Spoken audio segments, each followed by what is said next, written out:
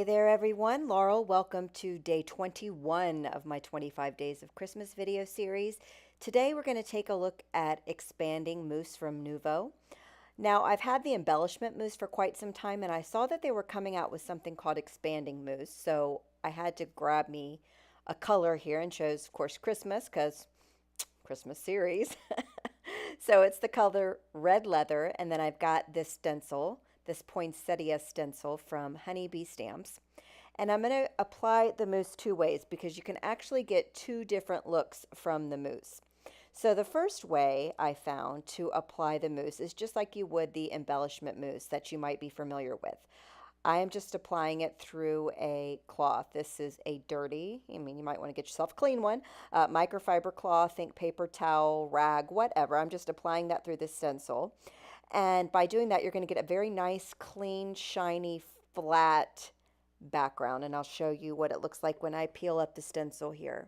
So it's absolutely beautiful and shiny, but there's not that dimension that you're going to get. So this is beautiful. This is kind of what I'm used to from the Nuvo line of the mousse, but now they've created a new product to expand. So to do that, I'm going to apply the mousse with a palette knife. I think you need a good thick layer of this mousse in order for it to expand, because I tried my heat gun on the other one that I put with the microfiber cloth and it didn't expand.